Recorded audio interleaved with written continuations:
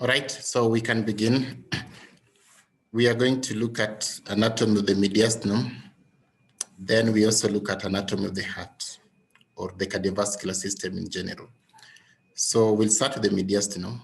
In the mediastinum, we are going to learn the following. We are going to define what the mediastinum is and state its content, its extents. We're also going to see how we divide the mediastinum into the different parts. We have different parts of the mediastinum. So we look at the division of the mediastinum. Then for each division of the mediastinum, we are going to look at the contents, which structures are found in each part of the mediastinum. Then we'll talk about the thoracic inlet and the structures that go through the thoracic inlet. We'll also talk about the thoracic diaphragm and the structures that go through the thoracic diaphragm. We may have already talked about thoracic diaphragm when we mentioned about the respiratory system. So let's start with the first agenda there, which is to define the mediastinum and stating its extents.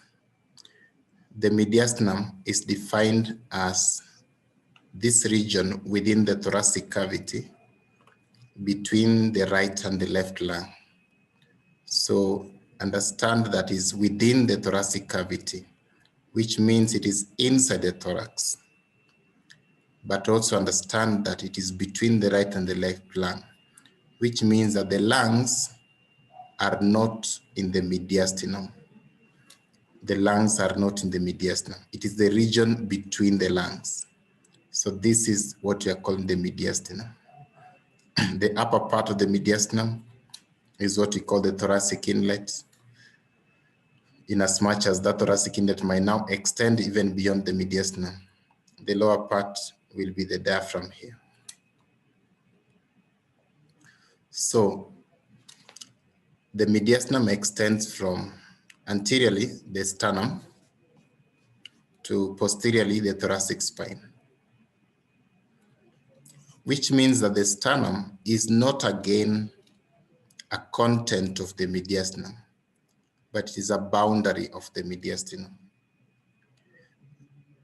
Superiorly, it extends from the thoracic inlet. The thoracic inlet is that region bounded by the first rib, the region that enters the thorax, bounded by the first rib. That is what we call thoracic inlet. It's a connection between the thorax and the neck. Inferiorly, the mediastinum ends at the diaphragm. So those are the extents of the mediastinum. Now, we are going to talk about the second agenda, which is to outline the divisions of the mediastinum.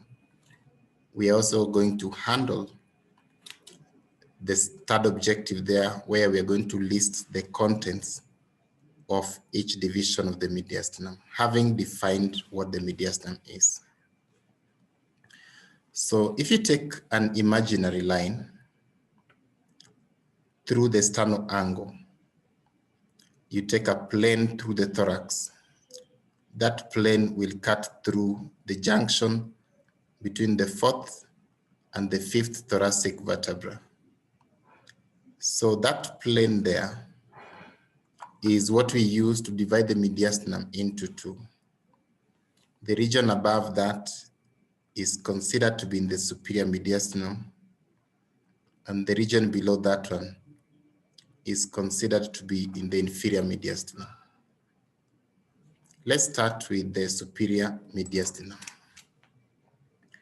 So, having said that this is the superior mediastinum, what are the boundaries of the superior mediastinum? It will extend from the manubrium of the sternum. Remember, the sternal angle is the junction between the manubrium and the body. So if the plane passed through the sternal angle, then it means that the anterior boundary of the superior mediastinum is the manubrium of the sternum. And posteriorly, it will end at the upper four thoracic vertebrae. Superiorly, it will begin from the thoracic inlet, which is up here, the region bounded by the first rib, and inferiorly, it will end at this plane, the plane of the sternal angle. So those are the boundaries of the superior mediastinum. What are the contents of the superior mediastinum? So the superior mediastinum has a number of structures. One is the aortic arc and its branches. Understand that from the heart, we have the aorta. So the aorta goes up, then turns, then goes down. The part of the aorta going up is called the ascending aorta. That one is considered to be in the inferior mediastinum. But when the aorta is turning, the arc is considered to be in the superior mediastinum. So this is the arc of the aorta. The descending aorta is also in the inferior mediastinum. So only the arc of the aorta goes beyond the plane of the sternal angle. So only the arc is part of the superior mediastinum. The arc of the aorta has 3 branches. And so those branches are also part of the superior mediastinum. The first branch of the arc is the brachiocephalic trunk. You can call it brachiocephalic artery.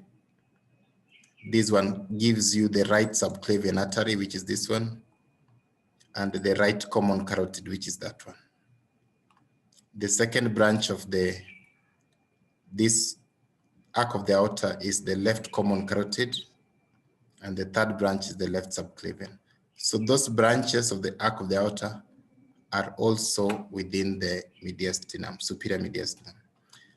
Apart from that, we also have the superior vena cava being part of the superior mediastinum, and the veins that form the superior vena cava, which means the right and the left brachiocephalic veins.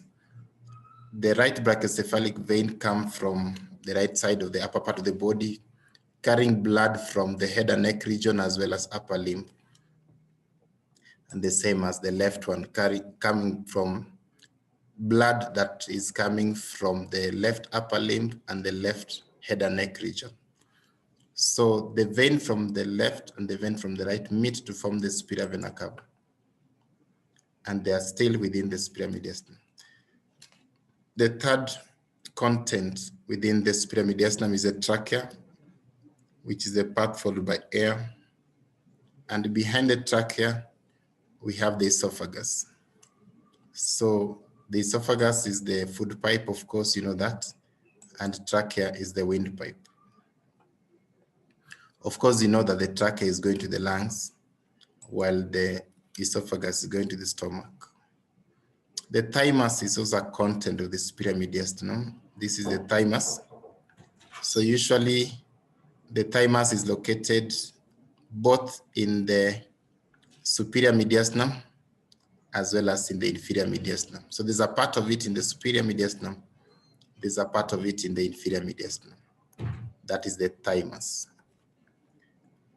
Apart from the thymus, we also have the, maybe before I go to the thoracic duct, while we're on the thymus, someone to tell me the function of the thymus. Okay, let me give it to Florence. Florence, are you in class?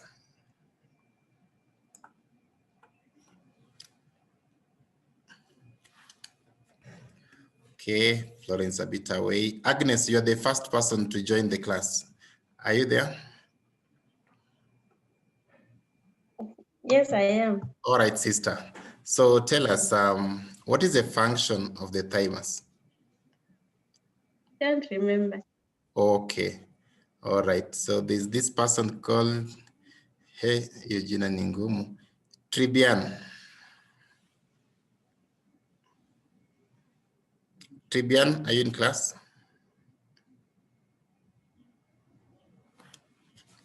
Okay, let me leave it open. So who wants to attempt? I want to attempt. Yes, Anne, thank you. You always come to my rescue. I really appreciate. Asante sana. Yes, Anne. I think it's something to do with the immunity and T cells maturity, something like that. Yes, that's true. That the thymus is important in enabling maturation of the T lymphocytes, and that helps in the immune system. You're right. So it's a site of maturation of T lymphocytes.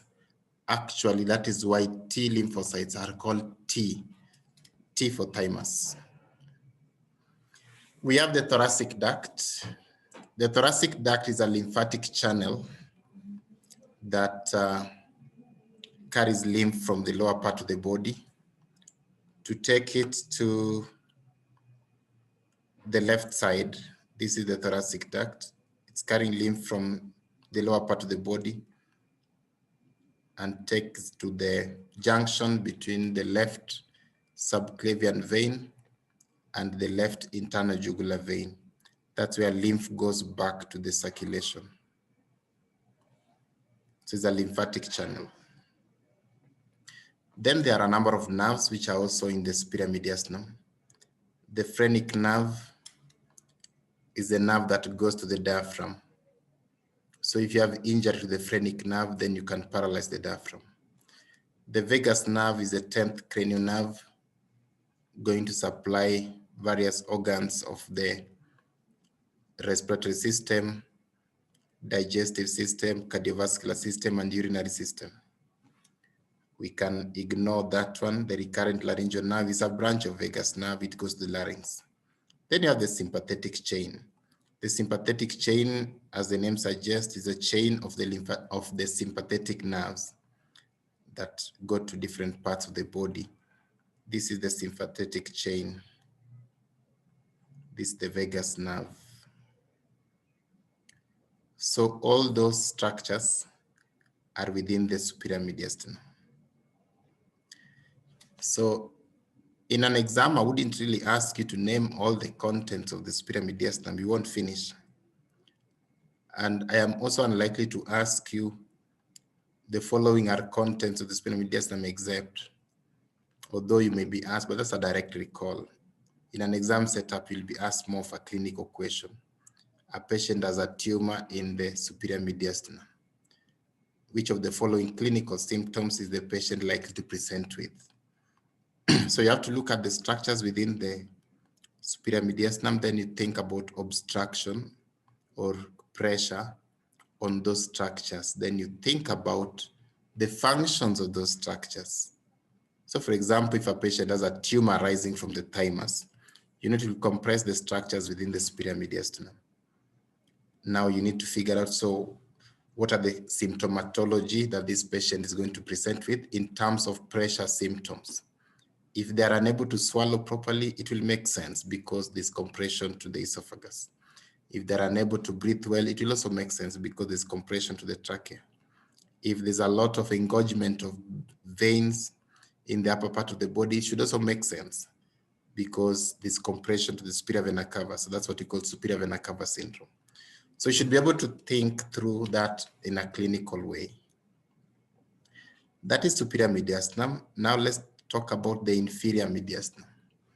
We say that the region below this plane is what we are calling the inferior mediastinum. Therefore, we can say that the inferior mediastinum extends from the body of the sternum anteriorly up to the vertebral column posteriorly, except now we are looking at the lower 8 thoracic vertebrae, because the upper 4 are behind in the superior mediastinum. From above, we can say that the inferior mediastinum extends from the plane of the sternal angle up to the level of the thoracic diaphragm. We divide the inferior mediastinum into 3 based on the location of the heart. Where the heart is located is considered to be in the middle mediastinum. So the region in front of the heart is then considered to be in the anterior mediastinum, and the region behind the heart is considered to be in the posterior mediastinum. Let's look at each of those components of the inferior mediastinum. We start with the anterior mediastinum, which is this region. So anterior mediastinum extends from the sternum here up to the anterior pericardium. Pericardium being the covering of the heart. So this is the anterior mediastinum. What structures are in the anterior mediastinum? We have the thymus there still. I told you that thymus extends from superior to inferior. So specifically, inferiorly, it extends into the anterior mediastinum. Anna has told us the role of thymus. That function of thymus is important during childhood. Beyond the age of 9, that function is already achieved. And so what happens is that the thymus usually involutes, it regresses, it goes away, it is replaced by fibrofatty tissue. So you and I most likely don't have a thymus per se, but we have a remnant of the thymus. But we may still have some rudimentary thymic tissue. Children have a bigger thymus. There are some lymph nodes which are also within the anterior mediastinum.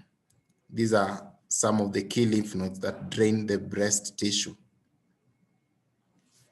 We call them parasternal lymph nodes. Then the blood vessels which also supply the breast also run here. We call them internal mammary vessels. They supply the breast.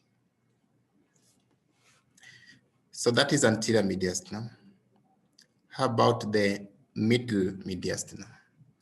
So I told you that the region of the heart is what is considered to be middle mediastinum. So the structures within the middle mediastinum will then be the heart itself and the coverings of the heart, which we are calling pericardium. Apart from that, we also have the root of the great vessels. What are we calling great vessels? We are referring to the aorta. So the root of the aorta is that thing we are calling the ascending aorta. Another great vessel is this one. Let's call it the pulmonary trunk. Pulmonary trunk. We can also talk about the superior vena cava and the inferior vena cava, slightly for the inferior vena cava, because the heart usually rests in the diaphragm. And so the inferior vena cava, immediately it passes the diaphragm, it enters the heart. So very small part of the inferior vena cava is being visualized within the mediastinum. But as a matter of concept, we will consider that it is also a great vessel. The phrenic nerves beyond the superior mediastinum, they also pass through the middle mediastinum so that they can reach the diaphragm. And the root of the lungs are also within the middle mediastinum. Remember, the root of the lungs refer to the structures that enter through the hilum of the lung. So it will contain the pulmonary arteries, the right and the left one, or rather the left one for the left lung and the right one for the right lung. It will also contain the principal bronchi. It will contain the bronchial arteries that's going to each lung. So like here, this is the root of this left lung. This is the root of that right lung. As those structures go to the lungs, they must pass through the mediastinum. And that is why they are part of the mediastinum. That is middle mediastinum. Now let's talk about the posterior mediastinum. So based on our definition, the posterior mediastinum is a region behind the pericardium. This region contains the descending aorta. So understand again that from the heart, the aorta has an ascending part which lies within the middle mediastinum. That's what we call the root of the aorta. Then we have the arc of the aorta, which is in the superior mediastinum, having those three branches, then we have the descending aorta, which is in the posterior mediastinum.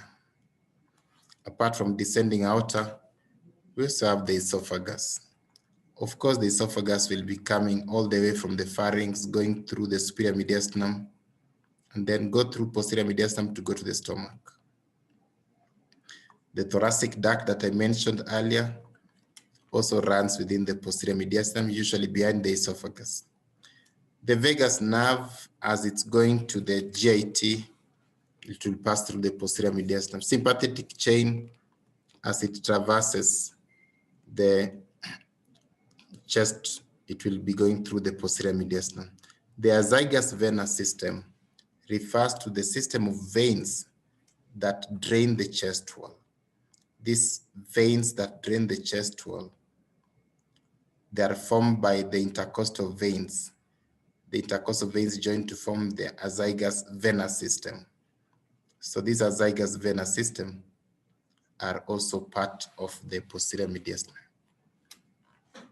Great, so that is posterior mediastinum, and that summarizes the story of the divisions and contents of each mediastinum.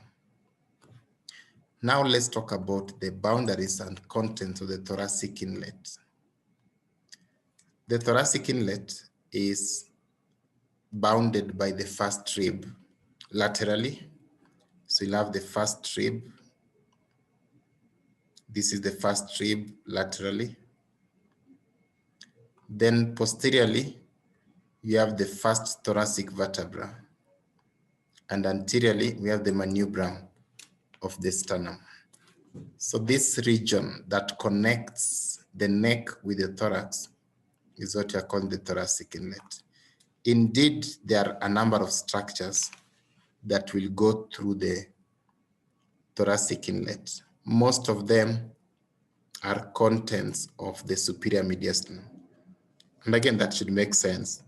If something is in the superior mediastinum and it's going to the neck, definitely it has to go through the thoracic inlet.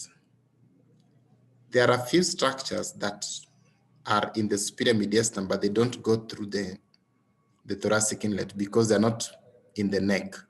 Like the arc of the aorta, it will not go through.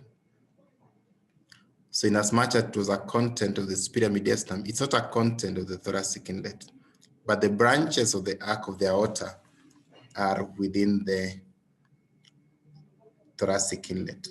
Things like the thymus may not reach much above, although in a child, it might extend up to the neck. But in an adult, it may not extend up to the neck. All those nerves we talked about will also be there. But importantly also, our definition of mediastinum is that the mediastinum is a region between the two lungs. So this would be the mediastinum.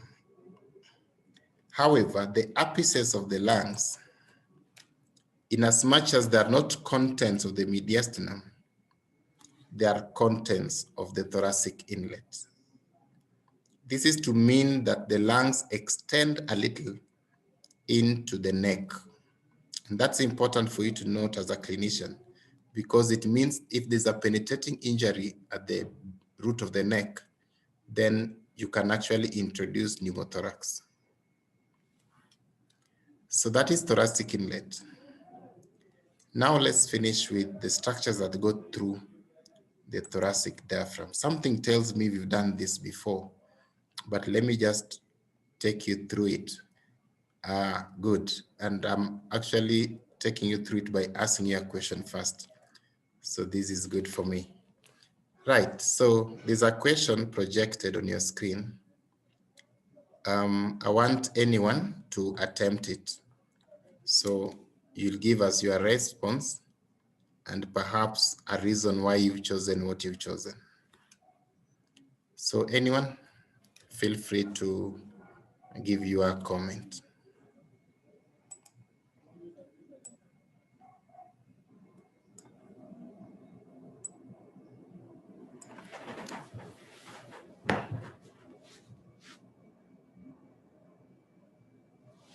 Kwani bado mnaisoma?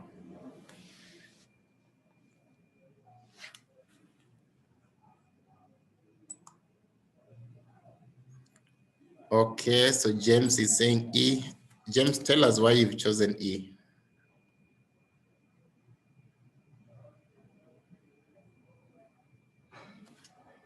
James?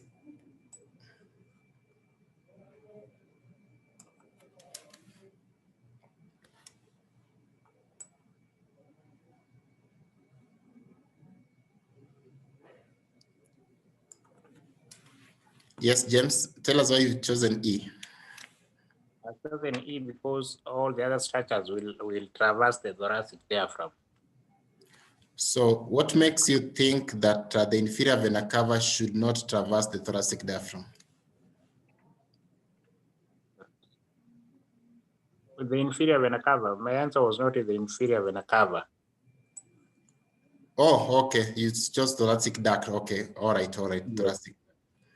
Yeah, but I told you that thoracic duct carry lymph from the lower part of the body. And we've seen it in the posterior mediastinum. So it has to go through the thoracic diaphragm. So that one is not a correct response. Sawa, James? Yes, nimeelewa. Okay. Florence, I can see through your private message, you've said F. Maybe give us a reason why you've chosen F, Florence. So you're the one who was chosen inferior vena cava. Florence?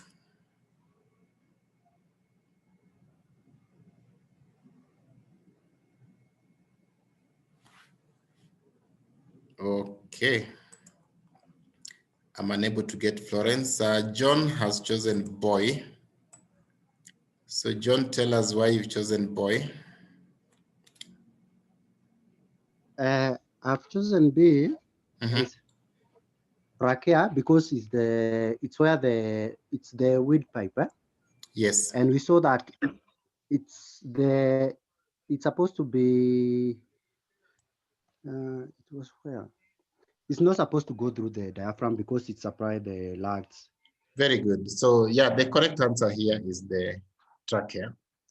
Yes, we all know that the trachea goes to the lungs. So if you're insisting that trachea goes through the thoracic diaphragm, you're in otherwise telling this team that the trachea goes to the abdomen, and you know that will not be a human being. Eh? That will not be a human being. Eh? Okay. Okay.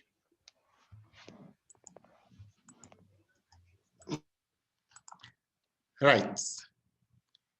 So thoracic diaphragm is a dome-shaped muscle. It separates the thoracic cavity from the abdominal cavity. So above it is the thoracic cavity, below it is the abdominal cavity. There are three openings within the diaphragm. We have the cable opening. That's the highest opening. The cable opening corresponds with the level of the 8th thoracic vertebra, T8. As the name suggests, the cable opening is for the passage of the inferior vena cava. It should make sense that inferior vena cava takes blood from the lower part of the body to the heart. So it has to go through the thoracic diaphragm. It will go through at the level of cable opening, which corresponds to the level of the 8th thoracic vertebra. Other than the inferior vena cava, the phrenic nerve also goes through that opening. So the phrenic nerve also goes to the cable opening. The phrenic nerve supplies the diaphragm, but also supplies the capsule of the liver and biliary tree. The esophageal opening is at the level of T10. So the level of T10 is the level of the esophageal opening. That is the opening for the esophagus. So the structures that go through this one will be the esophagus itself, but we also have the vagus nerves going through that opening. Vagus nerves, the 10th cranial nerve, must go through the thoracic diaphragm to reach the organs of the abdomen. The third opening is the aortic opening at the level of T12. So it's the lowest one. It is for the opening of the descending aorta. The aorta must go through the thoracic diaphragm to come from the thorax into the abdomen. Aortic opening traverses the aorta. It also traverses the thoracic duct. Thoracic duct goes through the aortic opening. Right, so those are the openings within the thoracic diaphragm. Good. So I'm done with the mediastinum. I want to start the cardiovascular system. And maybe I'll give you a break before we start. Today I'll give you 2 breaks because the lecture will be a bit long. So this is the first break I'm giving you. Let's just take,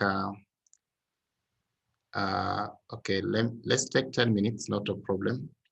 So it's now 2:50. So let's come back at 3. Then we start on the cardiovascular series. Unless someone has a question.